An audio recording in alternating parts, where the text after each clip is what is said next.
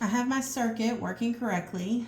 I learned in this challenge that the RGB LED is actually one bulb that contains a red, a green, and a blue LED. There are 4 prongs on the bulb, and the longest prong is the ground, which is why it has this green wire connected to the negative on the breadboard. The different colored LEDs each have their own prong, and a resistor is necessary for each of those to regulate the amount of electricity flowing through the circuit and thus protecting each component.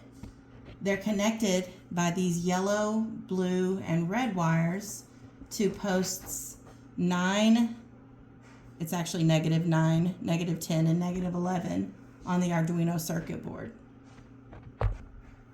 So I noticed at first that my red light either wasn't working or it was really, really dim. So I did some troubleshooting, and inspecting the circuitry on the board, I found that one of the resistors was in the wrong column. So I adjusted that, and that resulted in the sketch operating as it was supposed to. I then decided to play around with some of the code to kind of check my understanding, and I had noticed, I could see that the red coded at high but green and blue at low would result in the red light, whereas the blue on high but the green and red on low resulted in the blue light.